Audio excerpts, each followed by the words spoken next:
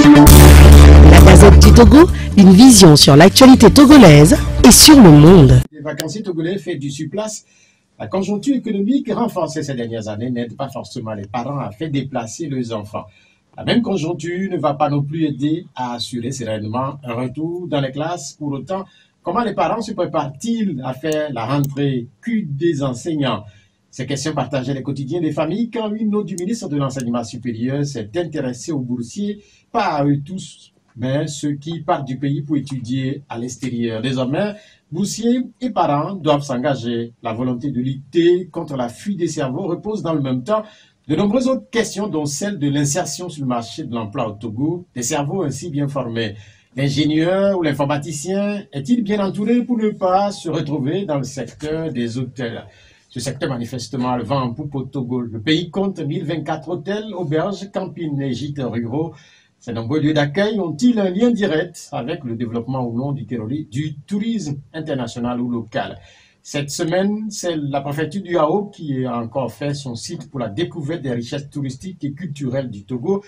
Les EV célèbrent en effet Agbobozan. La muraille d'Agbobodi reste une attraction comme ailleurs avant les EV. Les retrouvailles des filles et filles continuent de donner lieu encore ce dimanche à diverses festivités. À Lomé, c'est Togbiga Adela Klassou qui vient de lancer aussi des festivités dans le cadre des 10 ans de son règne. Le jubilé d'été connaîtra son apothéose en décembre prochain. Avant d'abandonner le calendrier de l'année, 2022 va rester dans l'histoire comme une nouvelle année difficile. Cela fait 3 ans que le monde et le Togo traversent cette conjoncture exceptionnelle. Outre le terrorisme contre lequel les autorités togolaises continuent de prendre des mesures et la Covid-19 pour laquelle des allègements ont été introduits ces jours, les images d'ailleurs font penser manifestement à la fin du monde, à l'apocalypse. Les inondations en Asie du Sud-Est, au Pakistan, les derniers feux de forêt en Europe, les pluies diluviennes au Niger, au bout de nombreuses personnes mortes, surtout des millions d'autres personnes, femmes affectées.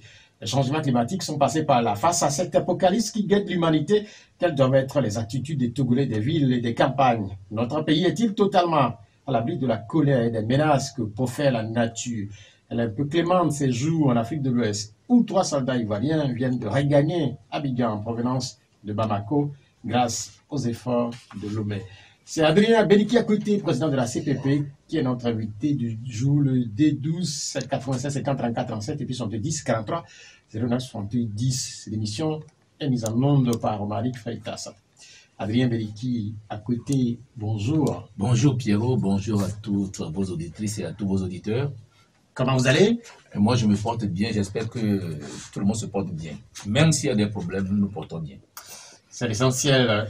Tout d'abord, cette affirmation qui dit, je cite, le journalisme mène à tout. Je rappelle que vous étiez de Radio Lomé il y a quelques années. Comment s'est faite cette évolution qui vous a conduit finalement à devenir acteur politique? Merci beaucoup. Je suis un citoyen comme tout le monde. D'abord, j'ai servi à Radio Kara avant de revenir à Radio Lomé. Et je suis passé entre-temps par l'ENA également. Donc, le journalisme mène à tout, comme toute fonction, pour tout travail, ça peut amener à tout. Ça dépend de la volonté de la personne et surtout de l'ambition que la personne a. J'ai des amis qui sont restés dans le journalisme jusqu'à la fin de leur carrière. Moi, j'ai changé un tout petit peu. Et ça a été fait d'une manière très simple. Hein. Je me souviens très bien que en 90, lorsque les problèmes ont commencé au Togo, nous avons mis en place le comité pour la démocratisation de l'information, le CDI à l'époque, avec d'autres camarades. Et c'est ce comité qui a participé à la conférence nationale. Ensuite, nous avons mis en place le SYNJOP, le syndicat des journalistes de la presse d'État. Et j'étais secrétaire à l'organisation. Le secrétaire général, c'était le doyen à l'ATAB. Il est toujours vivant d'ailleurs. Et après, j'ai pris la tête lorsque l'ATAB a été nommé directeur des ressources humaines au ministère de la Communication. Les camarades, les collègues m'ont proposé à ce poste de secrétaire général du SYNJOP. Et vous vous souvenez très bien ce que le SYNJOP avait fait en matière de la démocratisation de l'information, de la communication. Ensuite, je suis devenu secrétaire général adjoint en 1992 de la Confédération syndicale des travailleurs du Togo et plus tard secrétaire général. Et c'est petit à petit avec la volonté et le travail assidu sur le terrain que, bon, je suis devenu syndicaliste aujourd'hui. Et aujourd'hui, je suis devenu, en faisant tout ça, j'étais déjà dans un parti politique qui n'était pas, j'étais à l'UDS et après on est de l'information, de la communication. Ensuite, je suis devenu secrétaire général adjoint en 1992 de la Confédération syndicale des travailleurs du Togo et plus tard secrétaire général. Et c'est petit à petit avec la volonté et le travail assidu sur le terrain que, bon, je suis devenu syndicaliste aujourd'hui. Et aujourd'hui, je suis devenu, en faisant tout ça, j'étais déjà dans un parti politique qui n'était pas, j'étais à l'UDS et après on est parti à la CPP pour créer la CPP. Voilà un peu comment les choses ont évolué. Ça dit que quand on est journaliste, en même temps, on doit avoir de l'ambition. Non, mais éventuellement... Tout homme, tu sais, le ministre Amegbo, nous disons un jour, tout homme qui n'a pas d'ambition n'a pas besoin de vivre sur la terre. Il faut toujours avoir... On ne peut pas atteindre ses ambitions, mais avoir de l'ambition, je voudrais toucher à ceci, essayer et recommencer sur le faux. Donc, fort de cela, nous nous sommes battus pour arriver là où nous sommes aujourd'hui. Est-ce que vous plaisez là, dans ce milieu, des acteurs politiques? Mais on se plaît, ça dépend de comment vous dire plaire quelque part. Je me plais parce que j'ai décidé d'y aller. Je ne peux pas me plaindre, non, je me plais. Il y a des difficultés, certes, mais je me plais dans ce que je suis en train de faire aujourd'hui. Comme je me plaisais également dans ce que je faisais dans le mouvement syndical. Il y a certains, quand ils abandonnent pour quelque temps les studios, et quand ils abandonnent les stylos, et ça me manque. Est-ce que c'est votre cas ou pas? Oui, ça me manque. C'est pour cela, d'ailleurs, quand on m'invite à des émissions, je ne le fais jamais. J'aime toujours être au micro, discuter, c'est vrai. J'aime toujours faire ça. Ça me manque de temps en temps. Et quand j'écoute mes collègues d'aujourd'hui, je me dis que nous avons fait des efforts. Parce que ça n'a pas été facile. Je rappelle que lorsque nous étions encore dans les studios, il y a des débats qu'on ne pouvait pas faire. Mais aujourd'hui, il y a des débats, mais c'est des gens qui ont présidé, ceux qui sont là aujourd'hui, qui se sont battus, qui ont tout fait pour qu'il y ait une démocratisation de l'information au Togo. Ça dit que vous avez senti une certaine évolution entre les années d'avant, c'est-à-dire les années 80, et les années d'après 90. Oui, il y a une évolution, mais également, il y a des petits problèmes. La communication, l'information, la radio, la télévision, a certaines missions, c'est d'informer, d'informer et d'éduquer. Bon, aujourd'hui, on a l'impression plutôt que l'information même est difficile à donner parce qu'on a plus tendance à faire les rumeurs que de l'information. L'éducation, on en fait beaucoup. On en fait beaucoup. La formation, également par vos émissions, il y a de l'information. Donc, je peux dire qu'il y a eu de l'évolution.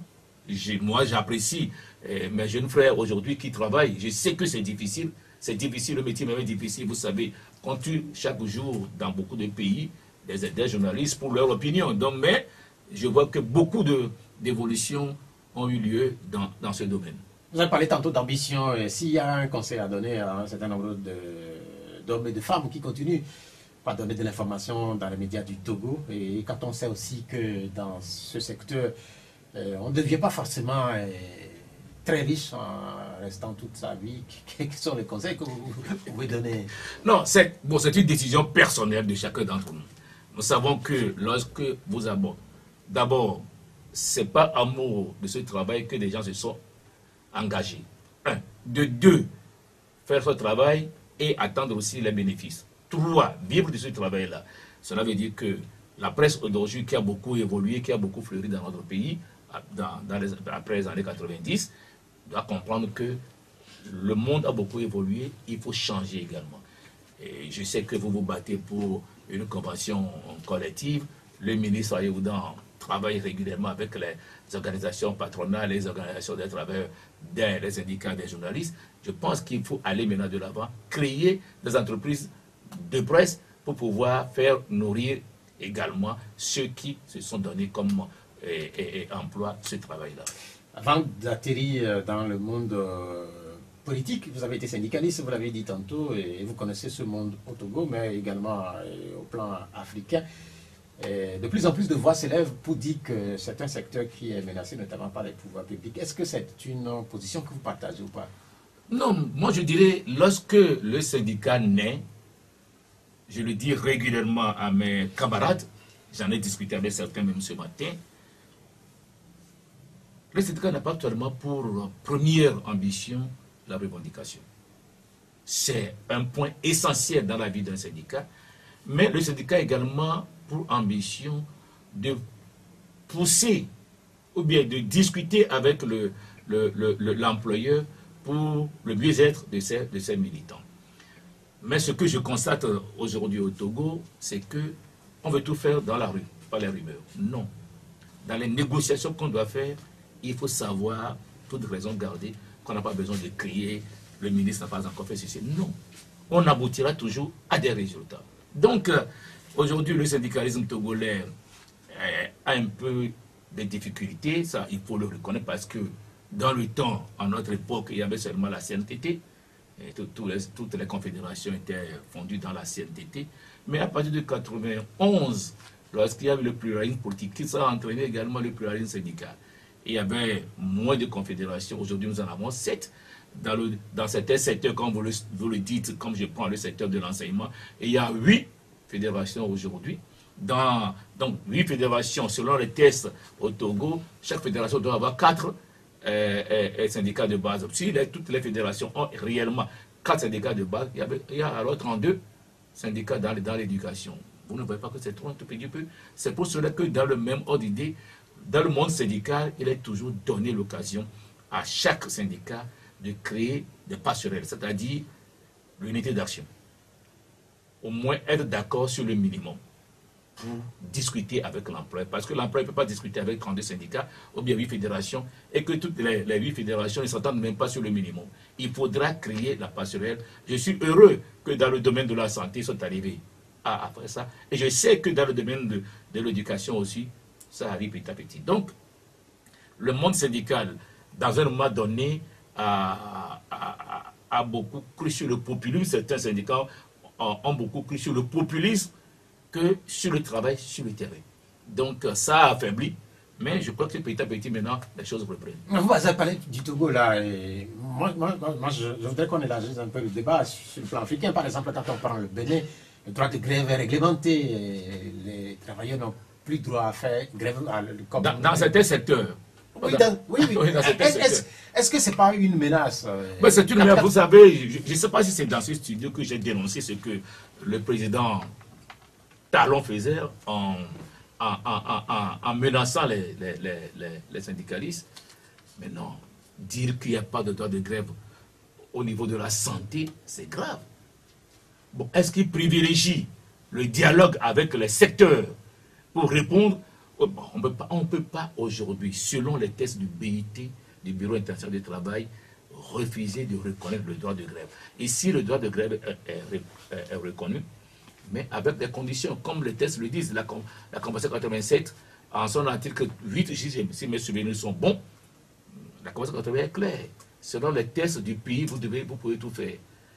La liberté syndicale existe, il y a aussi des tests qui contraignent cette liberté syndicale. Donc, je pense que ce qui se passe au Bénin aujourd'hui, j'ai eu à le dénoncer publiquement ici, sur cette des chaînes, que je ne suis pas tellement d'accord. En ce moment, je n'étais pas encore en politique, j'étais encore à la CSI Afrique, et je n'ai pas été tendre envers le président Talon. Maintenant, qu'est-ce que nos amis syndicalistes, eux-mêmes, ils ont fait sur le terrain? Bon, c'est à eux de voir si Talon a raison ou pas. Voilà. Merci beaucoup. On va continuer cette émission maintenant avec cette histoire. Mais je voudrais aussi dire, oui, allez-y. Oui, Pierrot, que la grève est l'arme ultime de tout syndicat. Ouais. Mais il ne faut pas non plus instrumentaliser la grève. C'est ça qui fait que lorsque la grève échoue, parce que moi, en tant que syndicat, je le dis à tous mes collègues, la grève n'a que 2 conséquences. Si elle réussit, vous devenez fort, mais si elle échoue, vous ne gagnez rien, vous devenez faible. C'est pour cela qu'il faut toujours brandir la grève, mais il faut savoir aller en grève tous les jours. Je sais de ce dont je parle. Je sais qu'en 92, le 16 novembre, si vous vous souvenez très bien, je ne sais pas en quel cas vous étiez, on a déclenché une grève générale illimitée. Certains amis sont toujours vivants. On sait comment, pour relever la tête pour le du mouvement syndical togo après 8 mois de grève générale illimitée, ce que ça a donné. Donc, la grève, c'est l'arme ultime. Mais il ne faut pas l'utiliser comme on veut, mais il faut toujours privilégier le dialogue avec l'interlocuteur et préparer très bien le dialogue avant d'aller en grève après. Merci beaucoup. Il y a cette histoire que nous avons lue cette semaine, et sans doute que certains auditeurs l'ont également lue. C'est l'histoire de l'enseignant de français, Maoli Kokouvi Adjoblé, qui est licencié et qui est reconverti en conducteur de taxi-moto et qui a eu le malheur d'être braqué à Dougan à Lomé. Vous en connaissez des enseignants qui sont devenus par la suite conducteurs de taxi-moto? Vous en connaissez? Non, je ne la connais pas. Mais cette histoire, je l'ai lue également sur les réseaux sociaux. Mais je voudrais qu'on série les deux choses. L'agression que notre ami a eue. Et pourquoi? Parce qu'il y a beaucoup de taxi-motos qui sont agressés aujourd'hui. Cela relève d'une insécurité et d'un banditisme. Vous voyez maintenant que lorsque le braquage, on a pris des dispositions pour diminuer les braquages au Togo, maintenant c'est l'attaque des immigrants. C'est dommage. Si ce dernier, M. Adjoblé, si ce dernier n'avait pas son casque, il serait mort parce qu'on a tapé un coup fort sur sa tête. C'est le casque qui a reçu le choc. Et après, on l'a blessé à la main. C'est dommage que nous soyons à Lomé et que quelqu'un veuille vous aider en vous demandant, en vous transportant avec ses moyens qu'on aille pour le voler. Je veux dire qu'on le vole. Ça peut arriver, c'est normal. Le vol, ça existe partout. Mais chercher à le tuer, à l'éliminer avant de prendre sa moto, alors c'est double, c'est un double délit, c'est grave. C'est un crime, un double crime. Chercher à le tuer, il prend sa moto après, c'est grave. Moi, j'ai déjà assisté à une scène à Fonokopé, il y a de cela quelques mois, où ce dernier était immédiatement à qui quelqu'un a acheté une nouvelle moto, et d'autres l'ont attaqué à travers. Il y a des groupements de jeunes filles, des filles qui jouent ce rôle sérieusement. Elles vous demandent de les transporter dans un milieu un peu sombre, et c'est là où elle fait signe aux agresseurs de sortir. Ce dernier dont je parle à Fonokopé, il a fait le mort. Les gens ont sorti des pinces pour pincer les orteils. Le doigt, il n'a pas bougé. Mais il a été vraiment secoué. Heureusement, il a dû marcher à 4 pattes pour retrouver la route et les gens l'ont amené à l'hôpital. Ce dernier, après 2 mois, a retrouvé la même fille sur la moto qu'on a volée avec un autre conducteur de Zimidjan. Et quand il a crié, je sais ce qui s'est passé, il y a un peu longtemps, mais je sais ce qui s'est passé. Les immigrants, ils ont poursuivi ce conducteur de taxi-moto, mais il a laissé la vie. Ce dernier a laissé la vie. Et la fille, on découvre après que c'est un réseau de jeunes filles qui jouent ce relais avec les criminels. Voilà un peu, donc je voudrais qu'on s'y remette. Maintenant, pour revenir même au problème humain de l'enseignant dont vous parlez, M. Adjoblé, je voudrais ne pas aller dans les détails parce que je sais que les fédérations des syndicats négocient sérieusement actuellement pour la réintégration de leurs frères et sœurs, de leurs camarades. Je ne voudrais pas aller dans les détails pour ne pas faire échouer ce travail qu'ils sont en train de faire. Mais en attendant, quand on lit le test, quelque part, c'est quelqu'un qui a des enfants et comme tout bon Togolais, il a une famille à nourrir. Il a 4 enfants, je crois. Ah ouais, il a bientôt la rentrée, c'est ce que j'ai lu. Oui, justement, bientôt la rentrée. Et puis il lance un appel, il lance un OSOS. Et là, l'ancien OSOS, mais je voudrais parler du côté criminel, ensuite le côté syndicat et surtout leur réintégration. Bon, je ne voudrais pas tellement aller pour ne pas faire échouer les tentations qui se font actuellement avec les fédérations des syndicats. Quand on évoque l'histoire de cet enseignant licencié, on peut aussi l'enlever du côté des enseignants et élèves arrêtés et détenus. Et on a lu cette semaine cet appel du mouvement MMLK qui demandait à ce qu'il soit libéré. Et là aussi, vous ne voulez pas faire trop de commentaires parce que... Non, non, ce n'est pas que je ne voudrais pas faire de commentaires. Vous savez, les réseaux sociaux jouent des fois le rôle, beaucoup de rôles d'éducation, d'information et d'information, mais également certaines fois de rôle de pollueur de l'atmosphère. Ça, je le dis sincèrement, parce que ceux qui sont en prison, c'est eux qui souffrent. Si je crie ici qu'on les libère, est-ce qu'on les libérera? Je ne suis pas sûr. Moi, je pense qu'on fait plutôt privilégier les coulisses dans ces affaires. Parce que crier sur tous les toits, faire du bruit, faire de... Ça, je l'appelle du populisme inutile des fois. J'écoute certaines choses, mais est-ce que ça donne l'efficacité de la chose? Mais des fois, les gens sont en train de négocier. Ces enseignants dont vous avez parlé, je peux vous assurer qu'on en a discuté au CPC. Mais je voudrais parler dans les détails. On en a discuté au CPC. Mais je voudrais parler dans les détails. Nous parlerons du CPC puisque vous êtes devenu président de cette structure. Mais je vous répondrai également, M.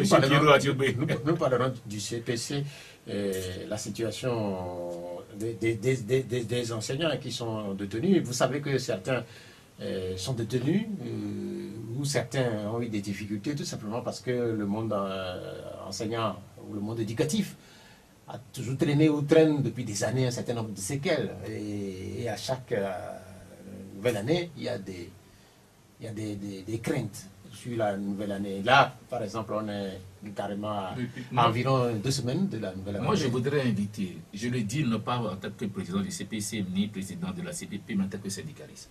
Je voudrais inviter les fédérations des organisations des travailleurs de l'éducation à tout faire.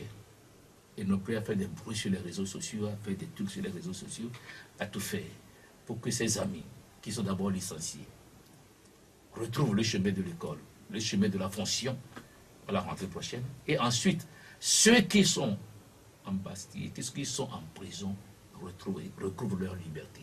Et non, le fait par les réseaux sociaux. La discussion, comme je l'ai dit, sur les réseaux sociaux, des fois, ça passionne tellement qu'il y a tellement de solutions, vous ne savez même plus laquelle prendre.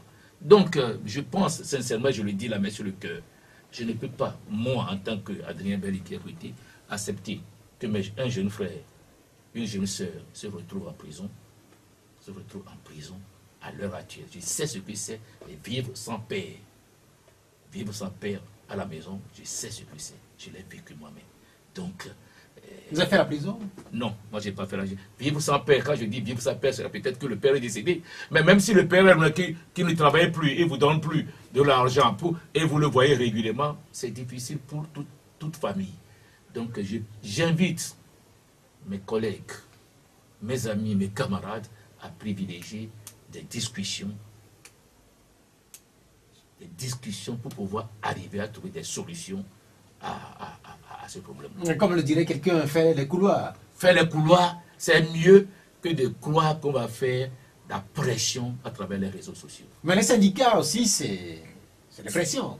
Malheureusement. Non, quand je dis la pression, pas les réseaux sociaux, mais la pression par les... Mais puisqu'aujourd'hui nous avons les réseaux sociaux. Non. Aujourd'hui nous avons les réseaux sociaux. Non, c'est nous qui mettons les choses sur les réseaux sociaux.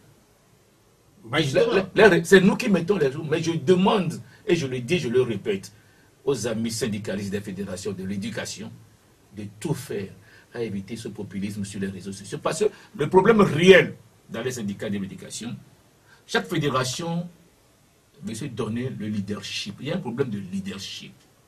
Ça, je le sais. Dans cette recherche de leadership, il y a aussi la passion. Maintenant, revenons sur terre. Parce que nous qui sommes dehors, ceux qui sont dehors aujourd'hui, nous qui sommes dehors, nous ne vivons pas le calvaire des familles à la maison, ni le calvaire des gens à la prison. Déjà à 16 heures, même quel que soit ce qu'on nous dit pour les prisons aujourd'hui, à 16 heures, vous êtes rentrés, vous pouvez tomber malade. J'ai eu la chance, lorsqu'il y avait encore des jeunes incarcérés dans le cadre des manifestations politiques, lorsque on a libéré certains, j'ai eu la chance d'aller prendre un d'entre eux à la prison, lorsqu'il a fini, puisque c'était une grâce présidentielle, suite aux discussions de la CNAP. J'ai eu la chance d'aller prendre un. Et en cours de route, je discutais avec lui. Il a passé 9 mois. J'ai discuté avec lui. C'est un parent? Non, ce n'est pas un parent. C'est pas du tout un parent. C'est un membre d'un parti politique qui n'est même pas de la CPP. Je suis allé le chercher parce que l'ami m'a demandé d'aller le chercher. Je suis allé le chercher. Et, chemin faisant, on causait. On causait. La première réaction qu'il a eue, je vais retrouver mes enfants. Je vais retrouver mes enfants. Oh, ce dernier était un Zémi-Jaman. Je vais retrouver mes enfants. Il dit, Foufou, je vais retrouver aujourd'hui mes enfants. Il n'a même pas parlé de sa femme. Il dit, mes enfants. J'étais là à le regarder. J'étais là à le regarder. Et lorsque je l'ai amené à la maison, ses amis, il a appelé ses amis, tout ça, qui sont venus l'attendre. Des amis Diamant qui sont venus l'attendre. J'ai vu la joie de recouvrer sa liberté. Donc, moi, je préfère, je demande, et j'insiste là-dessus, que les camarades des fédérations de l'éducation fassent tout, mais dans la sérénité et sa passion, pour que ses amis recouvrent la liberté. Donc, on peut dire que c'est un ancien, un vétéran qui parle. C'est un vétéran qui parle, c'est un ancien qui parle. Je sais pourquoi je le dis. Je vous disais tout à l'heure que n'avoir pas son papa à côté de soi, c'est difficile à gérer, puisque je l'ai vécu dans mon enfance. Moi, j'ai perdu mon papa quand j'avais seulement 9 ans. Donc, je sais ce que c'est. Et ceux-ci sont encore vivants, mais ne sont pas à côté de leurs enfants. Et ce dernier dont je vous donne l'exemple, lorsque je suis allé le chercher, il dit, ah, je veux voir mes enfants. Voilà un peu ce que je peux vous dire. La question, c'est de savoir, nous sommes à la veille d'une nouvelle année scolaire, et quelle va être la couleur de la nouvelle année, c'est la grosse interrogation. C'est vrai que l'année qui vient de s'achever, elle a connu par moments une perturbation avec des revendications, notamment dans certaines régions du pays. Vous vous rappelez, oui, les régions du Nord. Comment faire pour que cette nouvelle année-là puisse se dérouler sereinement? Parce que on ne sait jamais. Bon, on ne peut rien prévoir. On ne peut rien prévoir. Ça, je vous dis qu'il y a 8 fédérations dans le monde syndical. Il y a 8 fédérations, aussi bien parmi les confédérations et des fédérations aussi autonomes. Tout ce que je peux leur demander, c'est d'avoir, puisqu'ils ont un cadre de discussion, les enseignants, de discuter, de trouver des solutions et de faire une rentrée paisible. Bon, il peut arriver que tout ne soit pas, tout ne trouve pas de solution. Mais comme nous le faisons en matière syndicale, lorsque vous demandez 100%, et que vous arrivez à avoir 50%, transformez les 50% restants en 100% encore. Pour continuer la discussion. Et vous trouverez quelque chose. Une rentrée perturbée qui perd au juste. Je ne suis pas sûr que c'est les enseignants. Les enseignants perdent parce que le niveau baisse, parce qu'ils ne se donnent plus à fond, ils n'ont plus l'esprit à la chose. Mais c'est plutôt nos enfants. Donc moi je voudrais simplement demander aux fédérations de se retrouver, de trouver un cahier de charge, si minime soit-il, et discuter avec les ministres, le ministre Kokoroko, le ministre Rodin, pour que la rentrée soit faite dans de bonnes conditions.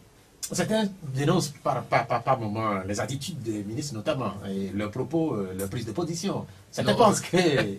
Donc, vous savez, bon, comme vous le dites, j'ai eu à le dire sur une chaîne que ce qui manque, c'est la communication profonde. Ce qui manque à qui? Au gouvernement. Et des fois, il faut aussi comprendre que tous les ministres n'ont pas cette sensibilité de partenaires sociaux, de patrons. Or, lorsque vous êtes autour de la table de discussion avec les syndicats, vous devenez tous des partenaires sociaux.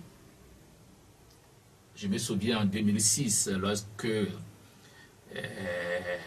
on a commencé les discussions sur le dialogue social qui a commencé en janvier 2006. Maintenant, les débats, des fois, c'est très difficile. Parce qu'on voit des syndicalistes qui posent des questions aux ministres, comme si c'était leurs amis, tout ça là. Mais il y a des ministres qui n'étaient pas tellement d'accord. D'accord, mais petit à petit, la confiance a été créée, les amitiés, et les choses se sont déroulées normalement. Même au Conseil national du dialogue social, il y a eu des moments chauds. Mais cela n'empêche pas qu'il y a de la courtoisie, du respect l'un envers l'autre. Nos ministres doivent comprendre qu'ils discutent avec des adultes. Ils sont leurs patrons, les patrons de ces adultes-là. Mais c'est grâce à ces adultes-là que eux, ils ont les fleurs de ce qu'ils font. Puisque vous conseillez les syndicalistes à faire des couloirs et à avoir des postures... Non, pas faire des couloirs, à privilégier le dialogue. Et le couloir également, c'est vrai, mais tu sais, il y a beaucoup de... Je vais vous donner... Je le dis régulièrement. Lorsque j'avais un ami syndicaliste, un père à son âme, les deux sont déjà morts. Ils sont togolais? Ils sont togolais, mais j'ai vécu beaucoup de choses dans d'autres pays. Mais je voudrais insister sur le Togo. On allait à une discussion un jour avec le chef de l'État. Et je l'ai appelé, j'ai dit, bon, je connais ta tendance. Tu connais ma tendance. Je sais ce que tu vas dire dans la salle. Tu sais ce que tu peux dire dans la salle. Mais, ce qu'on va faire, je te laisse parler. Tu me laisses parler également. Mais tu ne me contredis pas, je ne te contredis pas non plus. Il me dit, ah bon, pourquoi? Je dis, ah non, parce que c'est pour les travailleurs que nous le faisons. Je ne te contredirai pas, tu ne me contrediras pas. Mais, à la fin, voilà, si nous arrivons à ça, pour les négociations, il faut appuyer. Parce que ce n'est pas pour nous, mais c'est pour tout le monde. Ça s'est passé comme ça entre nous. Mais aujourd'hui, je ne crois pas que ça se passe encore comme cela. Mais je le dis, des exemples, quand vous allez au Sénégal, ce n'est pas si facile que ça. Hein. Vous savez qu'au Sénégal, là, la bourse du travail de la CNTS, il y a eu des morts au temps de Wad, avec la CNTS FC. C'était tellement... Il y a eu mort d'hommes. Mais aujourd'hui, la CNTS FC travaille avec la CNTS qui est sa confédération de base. C'est ça. Donc, à un moment donné, c'est l'intérêt général qui prime, qui doit primer. Ce n'est pas l'intérêt de ma confédération. Voilà. Je reviens sur cet exemple-là. Vous avez discuté avec le chef de l'État. Je ne sais pas si vous parlez de Fornasingo, du général Yadeba. Ne cherchez pas à savoir. Mais oui, mais en fait, oui, mais pour comprendre. Non, ne cherchez pas à savoir. Il y a quelque chose qui a retenu mon attention. C'est quand vous parlez de tendance. Vous êtes des syndicalistes. En réalité, vous devez avoir une seule tendance. Non, non, non, non. Vous savez, dans le monde... Vous défendez les travailleurs. Non, en fait. non. Dans le monde syndical, comprenez que même en Europe, il y a des syndicalistes communistes. Il y a des syndicalistes sociaux-démocrates, c'est comme ça dans le monde entier. Mais nous privilégions le plus la social-démocratie, la discussion. Voilà, quand moi j'étais à la CSTT, nous privilégions la social-démocratie. D'abord la social-démocratie chrétienne et ensuite la social-démocratie tout court. Donc, il y a toujours des tendances. Même en France aujourd'hui, la CGT et la CFDT, ils ne s'entendent jamais. Jamais. Mais au-delà de cette petite différence ou des nuances qu'on peut noter dans le fonctionnement des différents syndicats, est-ce qu'il arrive carrément que certains syndicats s'allient au pouvoir en place? Bon, dire qu'ils s'allient, peut-être, ils sont directement, peut-être, ils ne s'alignent pas, mais ils discutent avec le gouvernement. C'est pourquoi je dis, il y a toujours cette tendance, beaucoup de syndicats vont dire le leadership. Non, il n'y a pas de leadership dans le monde syndical. Parce qu'actuellement, il n'y a pas encore d'élection sociale pour déterminer la représentativité des syndicats. Pourquoi est-ce qu'on aura des tendances alors? Mais il y a des tendances politiques. Ça, ayons le courage de le reconnaître. Il y a eu des tendances politiques dans ce pays, des tendances politiques par les syndicats. Et nous, nous taxons des syndicats de l'opposition. Il y avait au moins 3 ou 4 confédérations qu'on tassait de confédérations de l'opposition, puisque c'est nous qui avons lancé la grève générale. Et il y a l'UJSL qu'on avait tassé pendant longtemps, le syndicat du gouvernement, la CNTT, syndicat du gouvernement. Mais aujourd'hui, il y a une coordination, et je crois que cette coordination marche très bien. Nous avons comme invité ce jour le président de la CPP, également président du CP, du cadre permanent de concertation du CPC. Nous parlerons du CPC dans un instant, mais nous évoquons cette actualité-là parce que c'est la rentrée bientôt. Bientôt, oui, je comprends. Les parents sont préoccupés et pas c'est de rentrée, surtout que nous traversons des moments difficiles. Est-ce que le pouvoir, par exemple, le gouvernement, là, dans cette situation, on parle des enseignants, on parle, par exemple, des bâtiments, mais les parents, ils sont très souvent oubliés. Est-ce que les États peuvent faire quelque chose à l'endroit des parents? Vous parlez des parents qui sont tous des travailleurs, peut-être. Et quand je parle de travailleurs, ce n'est pas seulement les fonctionnaires. Les fonctionnaires ne sont pas nombreux. Oui, c'est pourquoi je parle de travailleurs. Ce n'est pas seulement les fonctionnaires. Moi, je ne voudrais pas qu'on se focalise sur les fonctionnaires seulement. Nous avons l'économie informelle, aujourd'hui qui est à presque, je crois, à 60% des travailleurs du Togo. Nous avons les travailleurs agricoles, nous avons les fonctionnaires, nous avons la zone franche, nous avons également les entreprises privées. Maintenant, je sais, ça je peux le dire, mais je ne voudrais pas vendre la mèche non plus, je sais qu'il y a des discussions régulières maintenant entre le ministère du Commerce et des syndicats, le ministère des Finances et des syndicats, le ministère du Travail et de la fonction publique et des syndicats. Donc, tout cela doit concourir à ce que chaque camp, chaque partie de la population, chaque pan de la population, y trouve son compte. Il trouve son compte. La dernière fois que tu me dis que je me permets de te tutoyer, tu me dis qu'on va parler du CPC. Nous avons parlé de l'inclusion financière. Quand on reviendra là-dessus, on va parler. C'est vrai que nous découvrons aussi beaucoup de choses à travers le CPC. Donc, je pense que tout gouvernement a le souci de sa population et de son peuple. Tout gouvernement qui n'a pas le souci de son gouvernement et de son peuple n'est pas un gouvernement responsable. Tout gouvernement doit avoir le souci de son peuple, de sa jeunesse, de ses femmes et de ses vieillards. Donc, je ne suis pas sûr que le gouvernement actuel oublie la population. Sinon, demain, les gens peuvent être dans la rue. Nous sommes en train de parler de l'école. Nous allons revenir sur cette école-là dans un instant, puisqu'il nous reste environ 7 minutes avant que les auditeurs, eux, ne commencent pas à intervenir dans l'émission. Le temps de faire ce break avec le CPC, le cadre permanent de concertation. Si je vous disais félicitations, je ne sais pas si ça vous plairait ou pas. Bon, lorsqu'on félicite quelqu'un, pourquoi ça ne peut pas lui plaire? Mais qu'est-ce que vous mettez dans cette félicitation? Derrière, c'est ça ce que je veux savoir. Non, je vous dis félicitations parce que vous êtes l'actuel président. Oui, c'est tout juste pour 3 mois. Hein. Pour 3 mois, c'est quand même beaucoup. Ah, vous êtes quand même président CPP et puis président CPC. Bon, mettons, distinguant entre le président CPP, qui est un parti politique, et le président du cadre permanent de concertation, je crois. Mais le cadre permanent de concertation, c'est nous qui avons mis ça en place et c'est issu de la concertation nationale entre acteurs politiques. Moi, je suis heureux. Ce n'est pas tout qu'on peut gagner. Et comme je le dis régulièrement aux auditeurs et aux collègues, je viens d'un milieu où vous pouvez transformer 50% restants à 100% pour encore gagner des points. Vous pouvez aussi faire pression, pas d'autres moyens de pression, pour pouvoir arriver à ça. Mais nous découvrons ensemble. Je le disais à certains amis, nous avons connu le SCAF, beaucoup de choses, beaucoup de programmes. Mais nous n'avons jamais cherché à voir comment ces programmes fonctionnent. Je me souviens encore en 2008, on parlait du PPTE. On parlait du PPTE. Dans certains pays, en Côte d'Ivoire aujourd'hui, il y a eu des discussions avec les syndicats et il y a une trêve sociale avec les syndicats. Le gouvernement est arrivé à ça. Je souhaite que ça soit ainsi.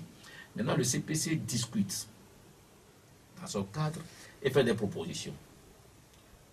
Les sessions durent 3 jours. Il y a des sessions extraordinaires qui peuvent durer 2 jours, 1 jour, sur des thématiques bien précises. Donc, le CPC est un cadre permanent. Je ne dis pas que c'est la panacée à tous les problèmes politiques du Togo, à tous les problèmes sociaux non plus, mais c'est un petit pas qu'on a commencé par faire. Je ne voudrais pas féliciter les gens, mais je dis l'ambiance qui règne aujourd'hui au CPC, avec tous les partis qui y sont. Je sais qu'il y a eu beaucoup de problèmes après. Avec tous les partis qui y sont, si nous cultivons entre nous, les partis politiques de l'opposition, surtout extra-parlementaires, une certaine confiance mutuelle, je pense qu'on peut faire balancer beaucoup de choses. La question que j'allais poser avant que vous ayez commencé par répondre après mes félicitations, c'est de savoir comment se porte le cadre de CPC, puisque la dernière fois, à la lecture des du communiqué sanctionnant les discussions. Et après avoir écouté votre nom, on a écouté d'autres noms. Et certains se sont posés un certain nombre de questions sur l'appartenance des partis politiques aux partis qui discutent là-bas au CPC. On n'a pas, par exemple, entendu parler de l'ANC, de FDR. C'est un peu comme si c'était pas le même des discussions entre amis.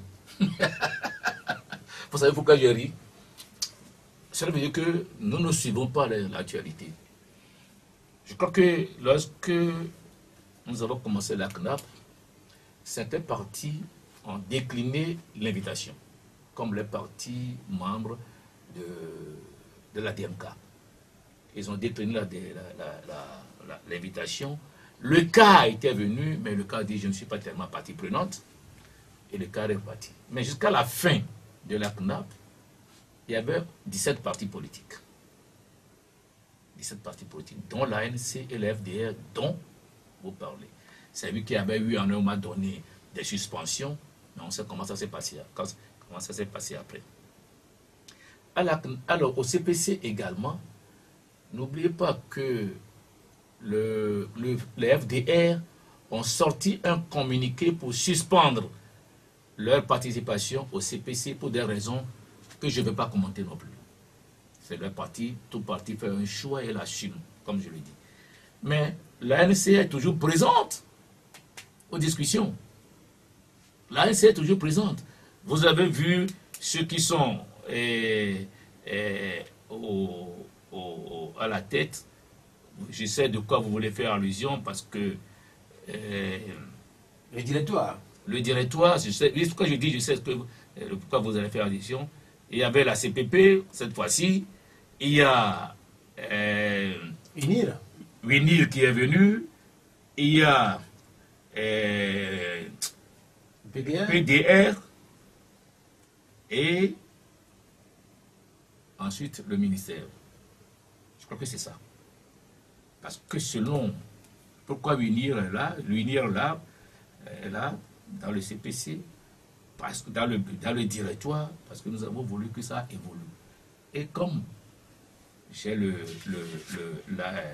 l'arrêté qui a mis en place le CPC, il est dit en son article 5 que le CPC est dirigé par un président désigné pour un mandat de 3 mois de façon rotative. De façon rotative au sein des 4 groupes suivants: la majorité parlementaire, l'opposition parlementaire, les députés indépendants et l'opposition extra-parlementaire. Si vous voulez, c'était Jerry Tama qui était d'abord président, maintenant c'est la CPP, peut-être prochainement, ça peut être uni comme l'ANC. C'est tout. Non, mais là, par exemple, vous, dans votre position de président, vous représentez quel groupe? L'opposition extra-parlementaire. Si vous avez bien vu comment ça a tourné, il y avait d'abord l'opposition parlementaire, avec Jerry Tama. Ensuite, l'opposition extra-parlementaire, Adrien Bell qui a côté CPP. Et peut-être que prochainement, on aura la majorité. Mais ce qui se pose, et là, la fois passée, on a encore dit, c'est que l'opposition extra-parlementaire ne constitue pas une seule entité. Il y a à peu près, nous sommes 16 aujourd'hui, partis politiques, y compris les députés indépendants, mais il y a l'opposition parlementaire qui a 4, ou bien 5. L'opposition extra-parlementaire fait à peu près 9 ou 10. Maintenant, c'est à nous de nous retrouver pour faire le choix. Et ça a été soulevé dans la salle la fois passée. Et on verra la suite, la prochaine session. Est-ce que, par exemple, à votre élection ou... Non, il n'y a pas d'élection, il y a des désignations. À votre désignation, par exemple, est-ce que vous étiez seul ou il y avait d'autres candidats? Il y a des propositions qui ont été faites, c'est tout. Mais je veux savoir. Hein, oui, non, mais il y a des propositions. Vous savez, il y a une proposition qui a été faite. Et cette proposition, dans la salle, les gens ont réagi. Et après, on dit, bon... La proposition, c'était la CPP. La proposition, c'était la CPP. Seule. La proposition, c'était les 4. Les 4 qui devaient être dans le bureau, dans le directoire. Les gens ont réagi, surtout les gens de l'opposition extra-parlementaire ont réagi. Et bon, on se dit, bon, la prochaine fois. Parce qu'il est difficile que dans une salle, on propose votre collègue et vous le désavouez. Et prochainement, il peut vous désavouer vous aussi. Donc, le gentleman agreement, c'est-à-dire le fair play politique a fait que les gens ont dit, bon, nous acceptons, mais la prochaine fois, ça ne sera plus fait comme ça. Bien, merci. Nous venons de passer 45 minutes ensemble. Nous verrons dans les prochaines minutes ce que vous faites concrètement là-bas au CPC et pourquoi certains tentent toujours à vous rejoindre au ministère de l'administration territoriale. Les numéros de l'émission 96 50 34 37, 70 43 09 70. L'invité Beliki Akwete, président du CPC et président de la CPP. En fait, on retrouve c'est partout. Et des PEPA. Est-ce que nous avons un premier auditeur? Allô, bonjour. On va reprendre cet auditeur. Allô, bonjour. Il est reparti, l'auditeur. On évoquait les questions. Allô? Oui, allô? Oui, vous êtes à l'antenne. Bonjour, Monsieur Pelé, je crois. Oui, c'est M. Pelé. Voilà, je reconnais la voix. Ok. Bon, félicitations. Merci beaucoup, Monsieur Pelé. Ok, je pense que, comme l'a écrit les témoins de Jéhovah, l'humanité à la recherche de Dieu. L'humanité à la recherche de Dieu, oui. C'est-à-dire que tout le monde cherche son Dieu à sa manière. Oui, oui. C'est comme ça que les Togolais cherchent aussi la démocratie et l'instauration du État de droit à sa manière. Donc, on ne peut que vous féliciter. C'est-à-dire de CPC, vous êtes à la tête aujourd'hui. J'aimerais vous demander de faire un bon devoir, de comprendre que nous ne sommes pas encore dans un état de droit, parce qu'il y a une minorité qui s'accapare la tête de ce pays, et que c'est le chef de l'État qui l'a dit. Et que à ce niveau, vous avez la simplicité de joindre le chef de l'État, de dire qu'il y a la vie chère, et que la minorité qui s'accapare la richesse de ce pays, il faut qu'ils rendent compte. Ceux qui font la surfacturation dans nos organisations, il faut qu'ils rendent compte. Parce que ce que nous disons aujourd'hui, parce que ce qui se passe, je ne sais pas si vous avez fait sciemment à votre Sénat ou CPC là-bas. Parce qu'on a besoin de manger à notre faim. Le peuple togolais ne peut pas avoir ce gouvernement jusqu'à ce niveau et qu'on est en train de souffrir et que tout le monde, tout ce que vous êtes en train de faire à la Sénat ou au CPC. Dommage. Dommage pour M. Pelé. Vous voulez que je réponde immédiatement? Oui, allez-y. Merci. Mais bon, je crois qu'on a compris, hein, l'humanité à la recherche de Dieu. Chacun cherche son Dieu, c'est vrai. Mais je peux vous dire que dans au cours de la première session, on a parlé de la vie chère. Le ministre Adedje lui-même était présent. Je rappelle tout simplement que, sauf une seule fois, on a voulu parler de Covid, que c'est le colonel Djibril qui était là, mais à chaque fois que c'est les ministres qui viennent, ils déroulent leur communication. J'ai eu à le dire au cours de mon intervention lorsqu'on clôturait la session, sans langue de bois. Mais les questions aussi étaient sans langue de bois, les apports, les attentes. Je pense qu'ils prennent note. La vie chère, aujourd'hui, n'est plus à cacher. Ça se voit partout. Et je donne toujours l'exemple des... Je ne sais pas si c'est mon milieu d'origine qui fait que je fais chaque fois ces observations. Vous êtes d'où? Mon milieu d'origine avant de venir à la politique. Vous parlez de journalisme? Non, le syndicat, le social. Tout gouvernement qui ne fait pas du bon social est un gouvernement qui a des problèmes. Aujourd'hui, le social est vraiment, vraiment difficile à gérer par les Togolais. Ça, personne ne peut le dire le contraire. Et les signes patents, c'est d'abord les enfants qui sont dans tous les carrefours, dans tous les feux rouges aujourd'hui, dans tous les feux rouges en train de laver, de chercher à demander de petits pains pour pouvoir se nourrir. Ça, c'est un. De deux, les cris même de la population. Et ça, je voudrais le dire, On l'avait fait à la première session, on est revenu là-dessus encore à la deuxième session, et maintenant on se propose d'organiser une session extraordinaire. Et il y a d'autres initiatives aussi qui se prennent. Parce qu'on ne peut pas comprendre que les Togolais se lèvent, et c'est le terreau des fois de l'extrémisme violent. Si tout le monde mange à sa faim, chacun a son petit boulot, son truc là pour souvenir à ses besoins, je suis sûr et certain que nous n'aurons pas le paradis, mais nous aurons quand même la paix. Mais nous qui allons dans les villages aujourd'hui, il faut voir comment les gens vivent. Et je ne sais pas si c'est une déformation, mais je le dis régulièrement, que attention, il n'y a pas de tendance pour la vie chère, pour la faim. Quelqu'un qui a faim, un votre famille n'a point d'oreille. Il n'y a pas de tendance là-dedans. Tout le monde est concerné. Donc, à la dernière session, M. Pédé a bien rappelé, il faudra qu'on revienne sur la vie chère et les causes exogènes et endogènes de la vie chère. Non, mais en fait, c'est connu quand même, les causes, même avant que la vie ne soit chère dans notre pays. Elle n'était pas rose avant et elle était déjà difficile comparée un peu à un certain nombre de pays. Quand on évoque les prix du gaz, oui. Vous avez vu tout ce qui a été dit autour, comparé aux autres pays où relativement le pouvoir d'achat est un peu plus élevé. Oui, oui, oui. Vous savez, bon, quand vous dites, c'est vrai, moi, tout est cher aujourd'hui, partout. Mais il y a comme je l'ai dit tout à l'heure, en Côte d'Ivoire, il y a eu des discussions avec les organisations syndicales, les partenaires sociaux, pour arriver alors à une trêve sociale. Qu'est-ce que c'est qu'une trêve sociale? C'est qu'il n'y aura plus de grève. Ben, on privilégie le dialogue pendant un certain nombre d'années, pendant un certain nombre de temps. C'est ce que s'est passé en Côte d'Ivoire. Au Bénin également, vous avez dit que dans certains secteurs, les secteurs les plus chauds, Talon a tout fait pour sortir ces secteurs-là de la grève. Donc ici, je vous dis qu'il y a des initiatives qui sont prises. Des initiatives qui sont prises.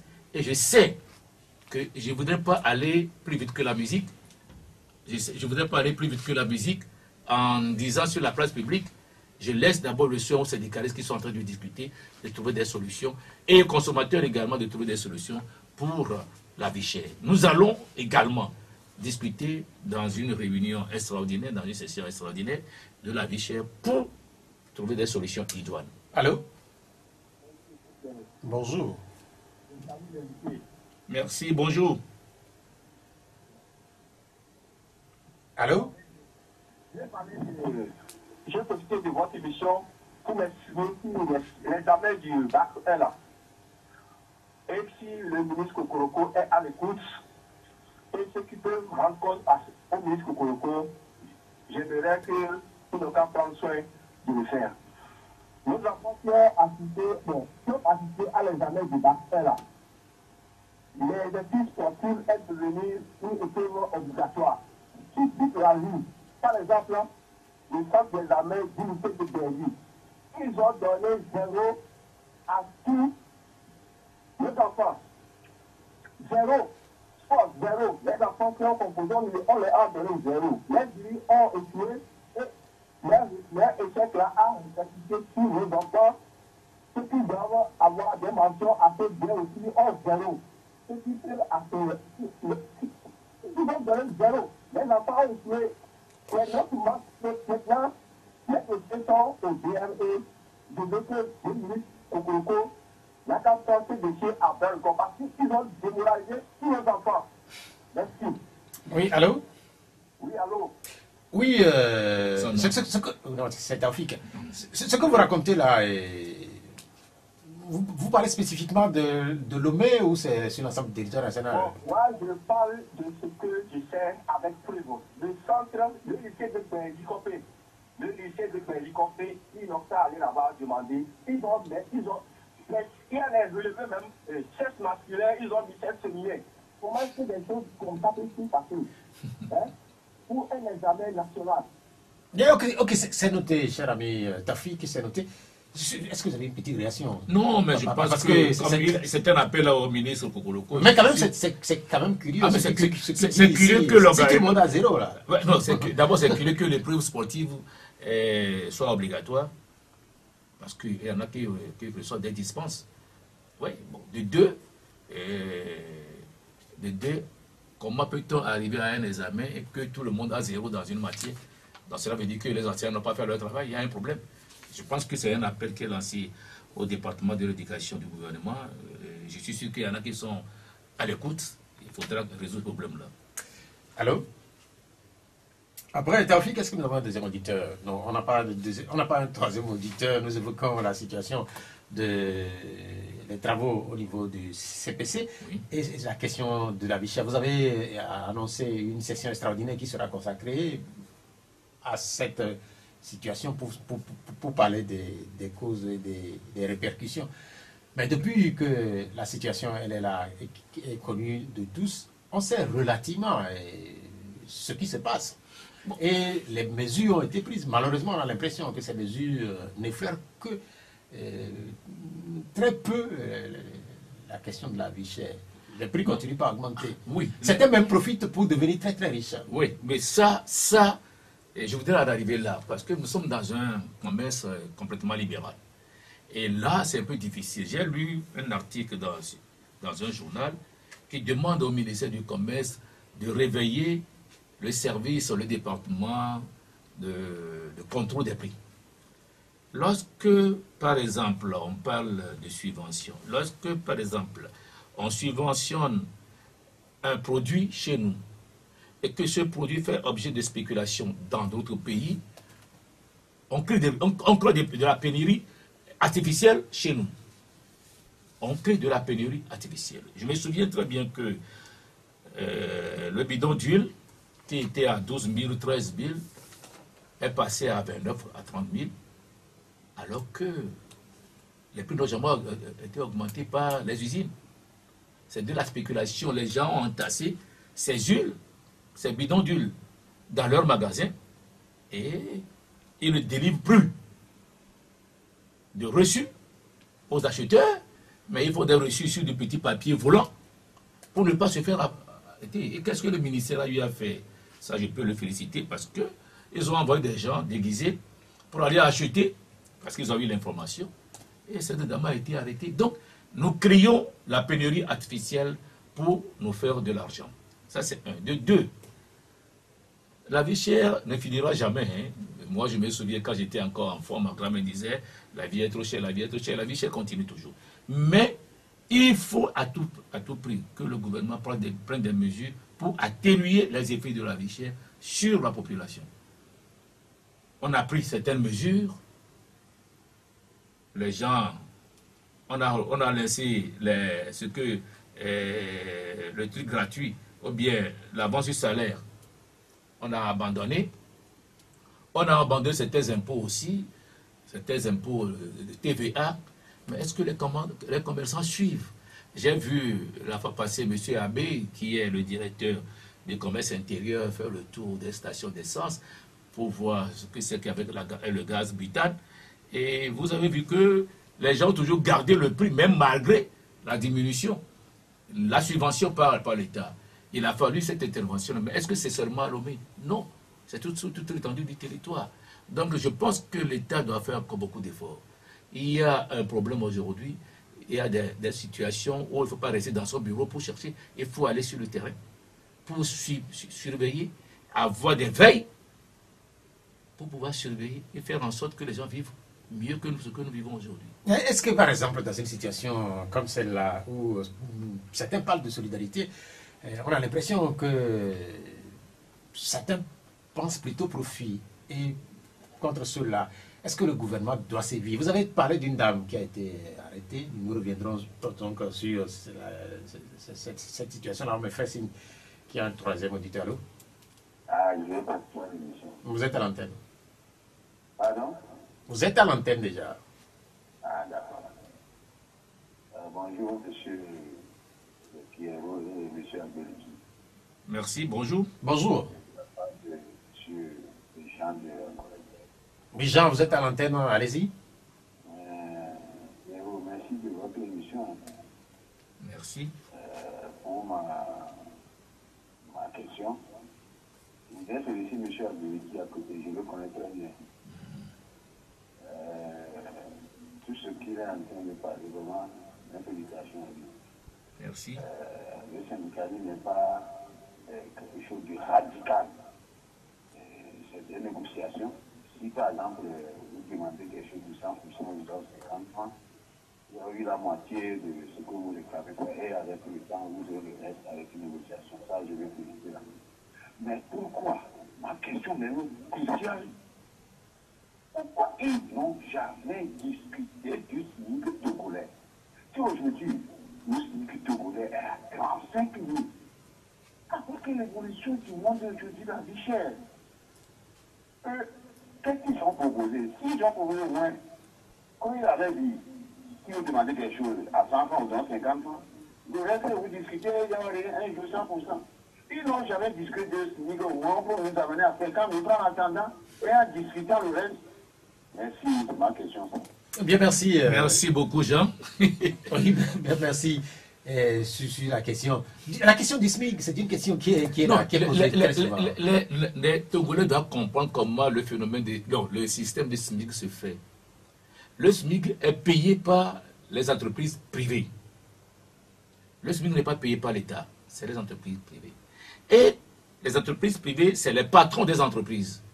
C'est pour cela que pour déterminer un SMIC, il faut toujours discuter avec les patrons. Aujourd'hui, nous avons deux catégories de patrons au Togo, le patronat au Togo, et il y a le CNP et puis il y a la JET.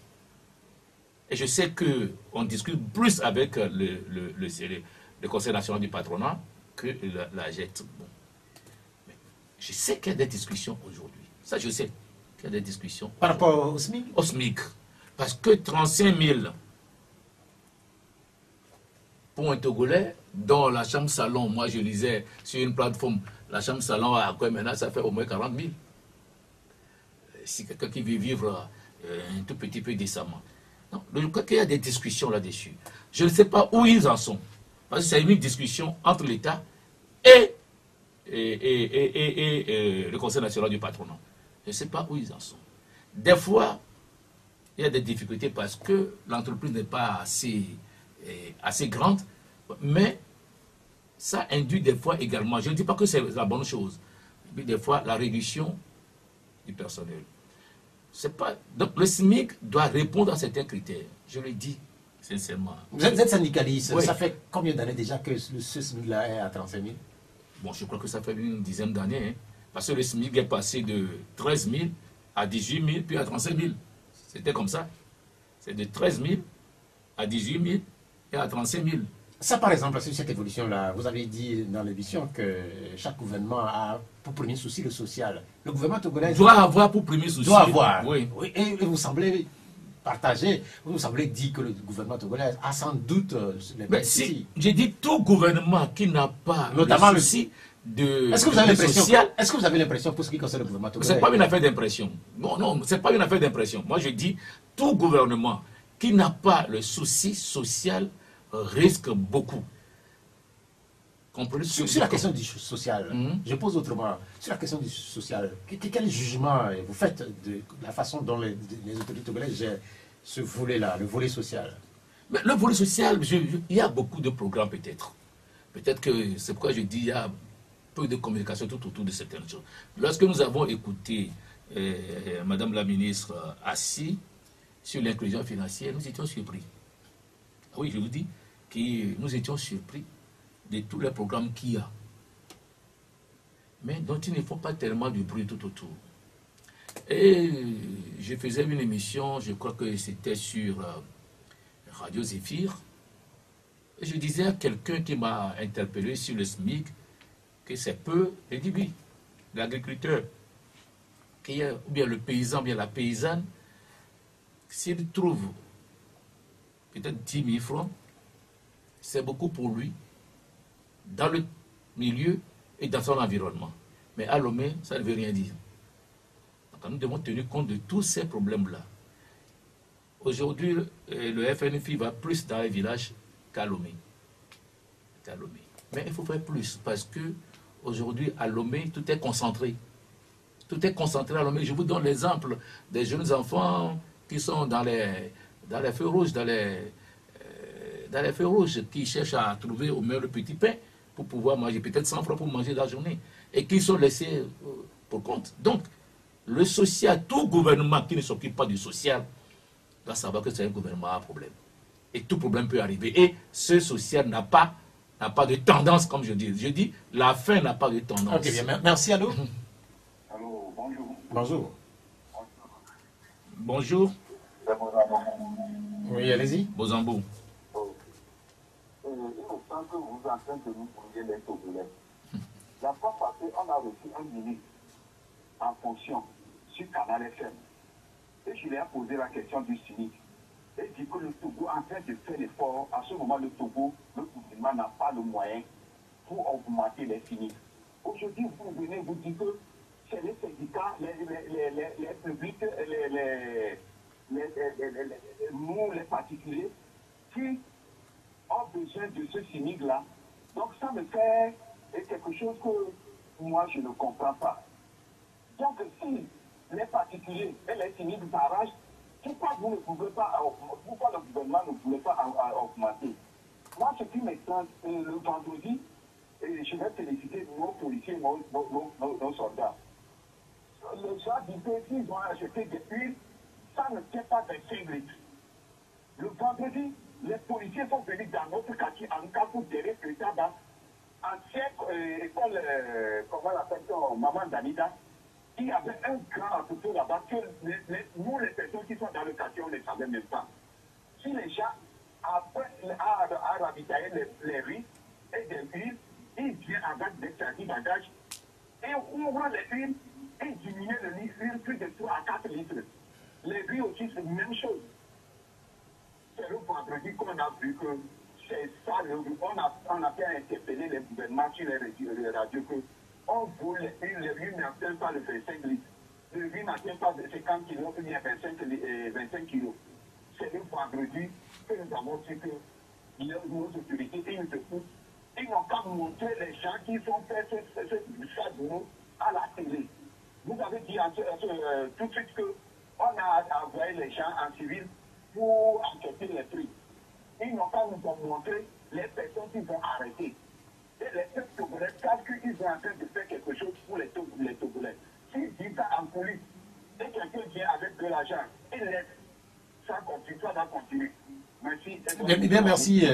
Sur la question du SMIC, là, puisque... Non, je voudrais que les gens comprennent très bien. Non, mais en fait, moi, vous avez dit au cours de cette émission, vous êtes au courant d'un certain nombre de discussions qui sont en cours. Oui, je sais que les syndicats discutent, les patrons discutent. Si beaucoup de sujets. Vous ne voulez pas vendre la mèche, peut-être. Non, parce que je n'ai pas besoin. Mais je regrette qu'un ministre puisse venir dire sur les entêtes que le gouvernement n'a pas d'argent pour relever le SMIC. Mais je dis, et je le répète, le SMIC, ce n'est pas une affaire des fonctionnaires, mais c'est une affaire du secteur privé. On ne peut pas de SMIC dans le secteur public.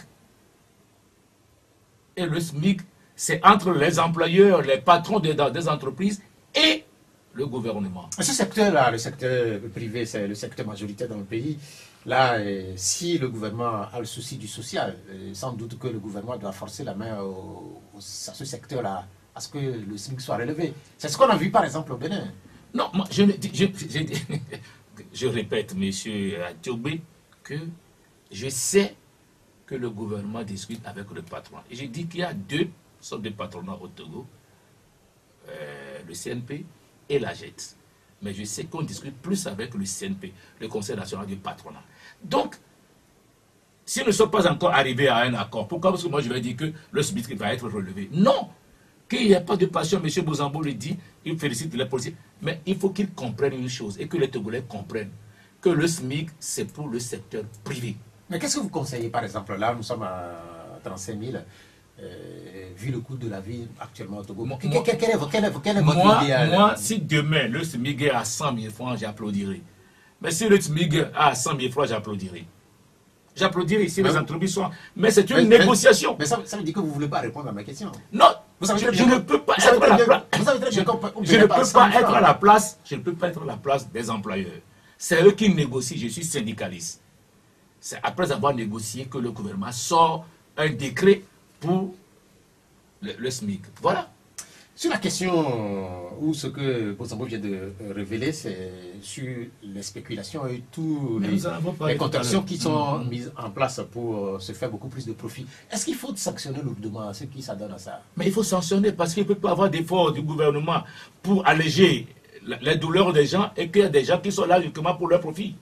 Oui, il faut sanctionner et durement. Je partage ce que M. Bozambo dit, mais des fois, il ne s'agit pas de montrer ça seulement à la télé pour que ça cesse. Les gens trouveront d'autres chemins pour faire autre chose. Oui, des fois, même ce système, pour pouvoir découvrir les vrais saboteurs, je dis bien les vrais saboteurs, c'est mieux que de les exhiber. Allô? Bonjour, M. Pierrot. Bonjour. M. Waris. Waris, un peu plus fort, s'il vous plaît. Pardon? Un peu plus fort. C'est Waris. Oui, je dis parler un peu plus fort. Oui, je salue l'invité. Merci. Je viens de vous capter. Bon,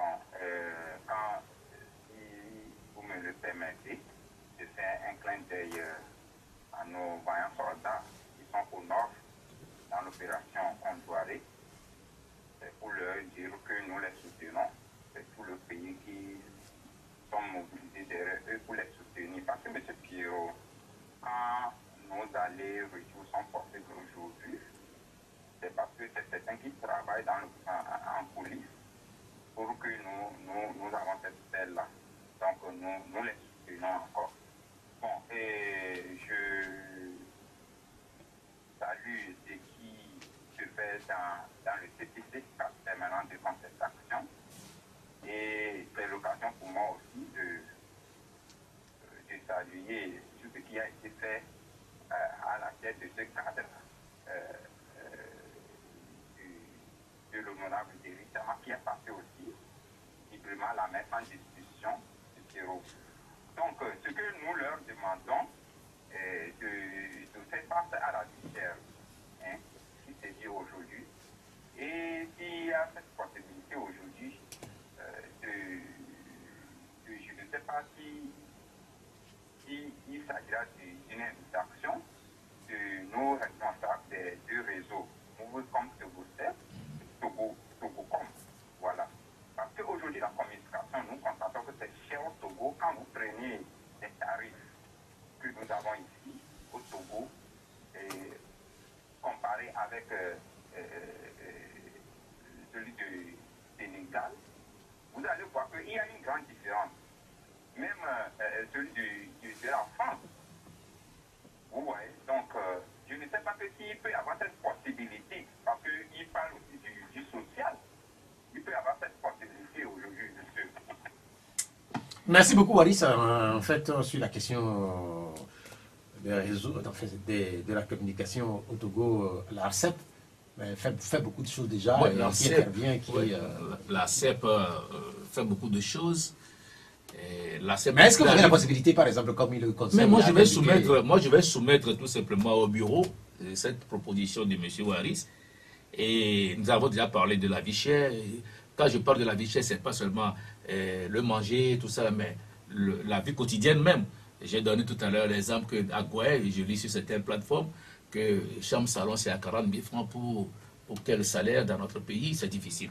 Et quitter Agoué pour aller vers Caser, ce n'est pas aussi facile. Donc, tous ces points de la vie chère vont être discutés. Et je vous dis qu'on aura une session extraordinaire, si tout va bien, pour en parler. Maintenant, invitation de Togocom et Move, c'est vrai que samedi dernier, si mes souvenirs sont bien vendredi, mais Togocom, tout ce qu'il y a comme... les vrais soucis, et les Togocom avec par rapport à Timoni. Timoni, tout ça là, mais c'est difficile aujourd'hui. Donc vous avez la possibilité, comme il a souhaité. Moi je dis, je vais soumettre cette proposition au bureau et on en discutera. Allô? Et on avisera alors. Oui, bonjour. Bonjour.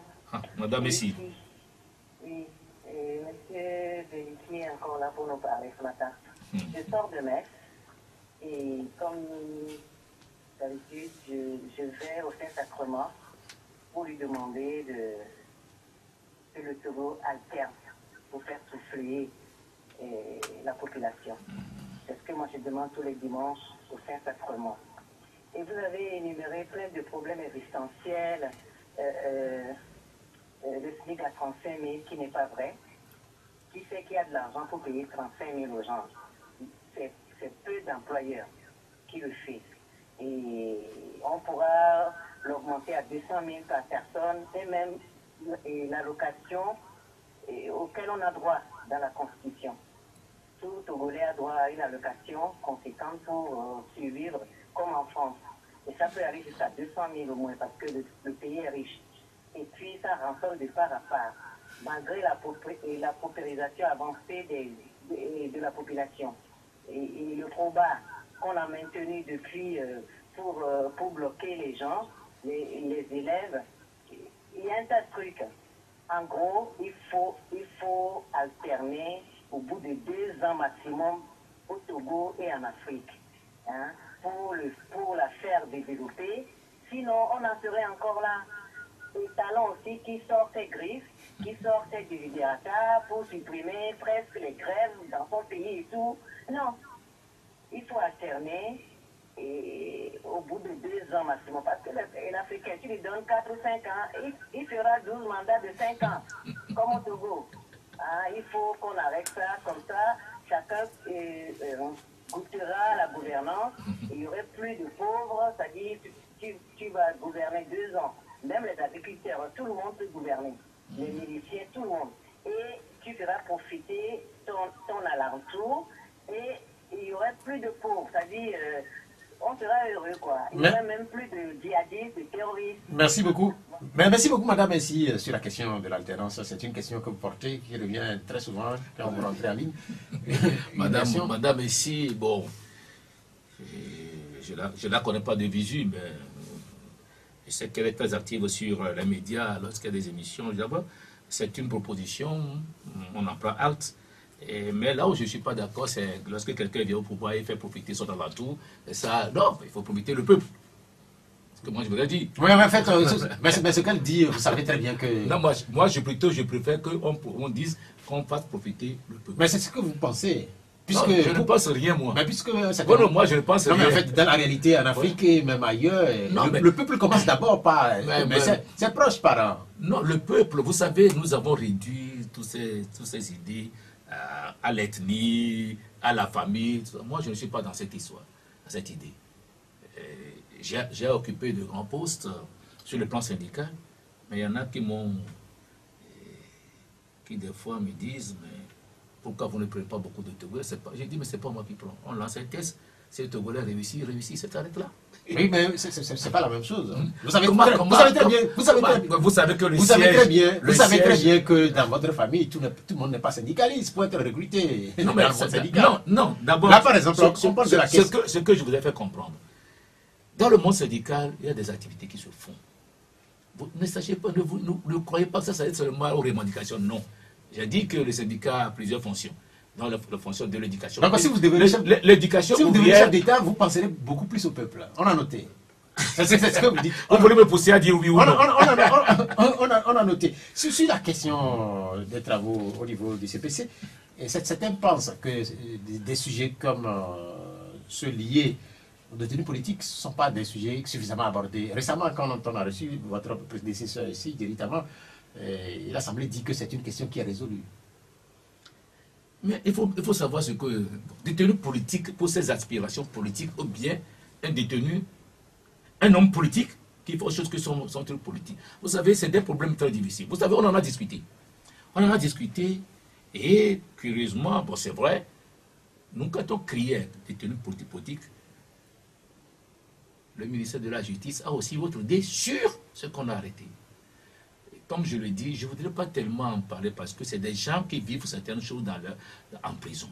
Il n'est pas souhaitable qu'on dise c'est des détenus, c'est pas des détenus. Ce qu'on peut faire, c'est comment faire pour que ces gens-là soient élargis, sortent de ce calvaire et vivent leur petite vie. C'est ça le plus important. Mais justement, qu'est-ce que vous faites? Puisque vous êtes actuellement le président, qu'est-ce que vous allez faire? Je vous dis encore une fois, je préfère la discussion que de faire du populisme sur les antennes. On va faire ceci, on va faire cela, parce qu'on sait qu'on ne fera rien. Non. Je préfère des discussions entre nous. Et qui, vous savez pourquoi, lorsque nous faisons les rencontres, on n'aime pas que la presse soit là, parce que les choses peuvent transformer autrement. Mais nous voulons atteindre un objectif. Quand vous parlez de... Je vous ai dit tout à l'heure, les jeunes qui ont été arrêtés pour les manifestations politiques, je vous dis, quand on les a libérés, suite aux discussions à la CNAP, je suis allé chercher un d'entre eux. Notre souci aujourd'hui, c'est que tout le monde, même ceux qui sont à l'étranger, puissent rentrer. Parce qu'on ne peut plus parler de détenus politiques, ni d'exilés politiques dans un pays qui se veut un pays de droit. C'est tout. Mais on négocie. Est-ce qu'on a un dernier auditeur? Allô? Allô? Oui. Bonjour. Bonjour, vous êtes à l'antenne. Ouais, c'est Basile. Basile. Ok. Oui, Basile, allez-y. Je voudrais poser la question à l'invité. Lui, comme le gouvernement, il avance que le problème de philo vient rehausser un tant soit peu le pouvoir d'achat des travailleurs. C'est un problème qui ne relève pas seulement du gouvernement, que c'est ça, regarde plutôt le secteur privé. Je voudrais lui demander, dans les autres pays-là, il n'y a pas le secteur privé. Comment ils font avec le secteur privé et ça se passe bien? Et que c'est chez nous qu'on ne le peut pas. Merci. Bien, merci. Monsieur Basile, je vous comprends aisément. Hein. Vous savez, je comprends très bien quand je pose des questions. Parce que quand vous êtes dans une situation, vous êtes obligé de poser ces questions-là. Je n'ai pas dit que le gouvernement ne veut pas faire. Je dis c'est une affaire du gouvernement et du patronat. Il faut que le gouvernement discute avec le patronat pour arriver alors au problème du SMIC. Le gouvernement ne peut pas se lever et décréter un SMIC. Non, ça ne se passe pas comme ça dans tous les pays. J'ai donné le cas de la Côte d'Ivoire. Pour pouvoir faire ce que la Côte d'Ivoire vient de faire, Ouattara vient de faire, mais le président Ouattara vient de faire la fois passée, il a fallu arriver, c'est ça aussi la négociation.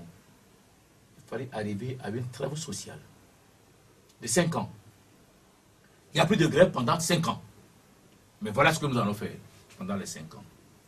Ça aussi, ça fait partie de la vie syndicale, de la vie active syndicale. Donc, c'est au syndicat aujourd'hui, surtout au syndicat du patronat, parce que le patronat est un syndicat aussi. Ce n'est pas seulement le syndicat des employeurs, des travailleurs.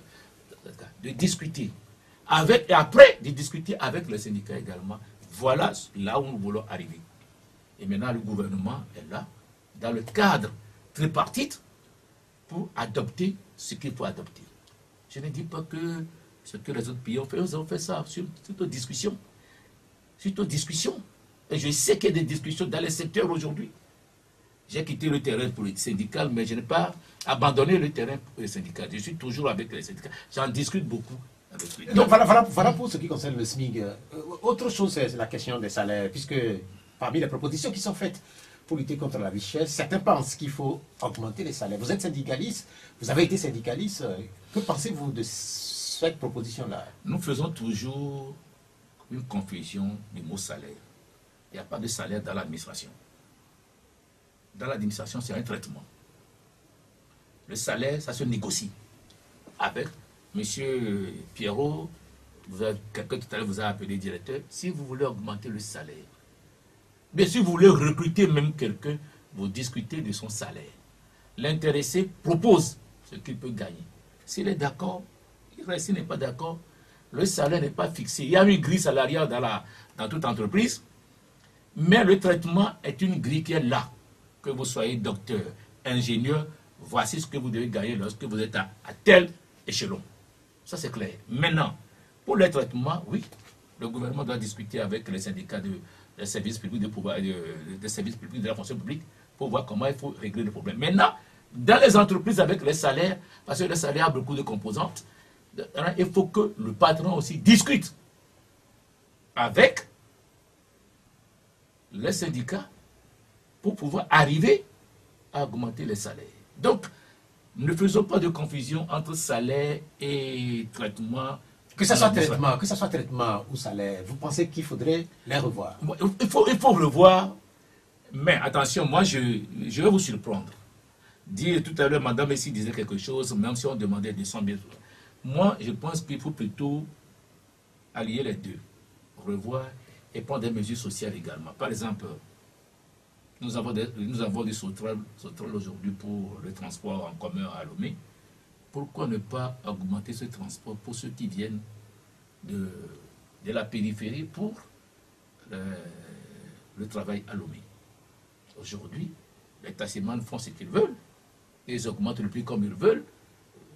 Pour aller à Néro après l'augmentation du prix du carburant, si vous ne dépensez pas 2000, vous ne pouvez pas aller. Donc, je pense que tout ça, nous sommes dans un monde de commerce libéral. Il faudra réfléchir à la bonne manière pour pouvoir le faire, c'est tout.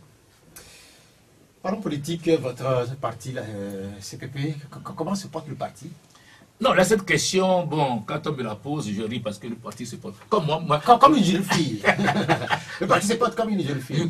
Comme nous le portons très bien. Okay. C'est vrai que... Est-ce que vous ne souffrez pas des difficultés du moment? Oui, comme tous les partis politiques. Vous savez, comme tous les partis politiques au Togo aujourd'hui, il y a des difficultés internes. Mais c'est à nous de résorber ces difficultés et faire en sorte que nos militants, nos adhérents soient au moins avec nous pour les prochaines échéances. Mais justement, ces échéances-là, on ne sait pas si elles finiront pas avoir lieu l'année prochaine, puisque cette année, on avait attendu l'organisation des élections régionales. Elles ne pourront sans doute pas se tenir, et sans doute que... Non, mais il faut laisser le souhait à la série de définir son programme, et voici les élections régionales auront lieu. Nous sommes déjà en septembre. Nous sommes déjà en septembre. Oui, nous sommes déjà en septembre. On sait très bien. Il faut laisser le chronogramme, puisque la CENI est déjà mise en place. À partir de cet instant, c'est la CENI qui propose tout au gouvernement. Si c'est annoncé pour décembre, vous êtes prêts? Je disais à un de vos collègues tout récemment que nous sommes prêts à tout moment. Et comme je le disais tout à l'heure, la CPP ne se fait pas d'illusions. Nous ne pourrons pas aller à ces élections dans toutes les préfectures de Togo. Nous savons nos limites, nous savons nos forces, nous savons aussi nos faiblesses. Donc, nous sommes prêts à tout moment. Mais il y a cette réalité-là. Les partis politiques ont des difficultés à se faire entendre depuis quelque temps parce que des restrictions, là, existent. La DMK a dénoncé récemment ces restrictions. L'ANC qui parle de deux poids, deux mesures parce que ces partis ont des difficultés pour organiser des manifestations. Quelle est votre réaction là? Parce que... Je sais le problème qui est venu au CPC, dans les divers, on en a discuté. Bon, le plus important, c'est que on ne peut pas interdire aussi aux partis politiques de jouer leur rôle dans un pays. Maintenant, est-ce que l'environnement que nous vivons aujourd'hui avec l'insécurité nous permet de tout faire? Ça, c'est des points d'interrogation. Je crois que les deux ministères de la sécurité et le ministère de l'administration territoriale sont en train de réfléchir à la chose et nous allons en discuter encore prochainement parce que on ne peut pas faire campagne sans préparer le terrain. C'est ça. On va se quitter. Nous allons parler de cette dernière actualité qui concerne le Togo, la Côte d'Ivoire et le Mali. Vous savez qu'il y a brouille entre la Côte d'Ivoire et le Mali. 49 soldats ivoiriens sont détenus à Bamako parce qu'accusés d'être des mercenaires. 3 de ces soldats-là, des femmes, ont été libérées grâce à une médiation du Togo. Les 3 femmes ont regagné Abidjan. Il y a eu une réaction à cette médiation du Togo. J'ai écouté le ministre ivoirien, M. Sarasoro, je crois que c'est ça, c'est le nom. Fidel Sarasoro. Il était à Pau Salomé en temps. Il était à Pau Salomé, je crois. Hein, oui. Fidel Sarasoro, j'ai écouté le ministre togolais des Affaires étrangères. Le plus important, c'est que ça commence par se dénouer. C'est ça le plus important dans la diplomatie. Ça commence par se dénouer. Et il y a 3 qui sont partis. Notre souhait le plus ardent, quelle que soit la médiation, et que ces soldats retrouvent leur famille. Et comme j'ai eu à le dire tout au début, être loin de ses parents, ne plus avoir ses parents, c'est toujours difficile. Retournent dans leur famille et vivre un peu leur vie comme nous le souhaitons à tout le monde. Merci d'être venu, Beliki Akwete. Cette émission, elle s'achève. Une conclusion, une petite conclusion. Merci à tous vos auditeurs, à tous ceux qui ont appelé. Merci à vous également de m'avoir donné la parole. Et faisons en sorte que les appels qui sont lancés par beaucoup de partis pour que les partis se retrouvent, discutent et puis travaillent, les partis d'opposition surtout travaillent dans l'unité d'action, soit non pas seulement des effets d'annonce, mais une réalité sur le terrain. Merci, vous êtes le président de la CPP, également président du CPC, et l'émission elle s'achève. Beliki Akwete, merci d'être venu. Merci à Romaric Freitas pour la mise en onde technique. Moi, je suis Pierre Atiobé. Bonne suite de programme sur Pyramide FM. La Gazette du Togo, une vision sur l'actualité togolaise et sur le monde. Rejoignez-nous sur le www.lagazettedutogo.com ou sur nos comptes Facebook, Twitter et YouTube. Pour tout contact, écrivez à contact@lagazettedutogo.com ou appelez le 92 80 88 53. La Gazette du Togo, c'est l'information en continu.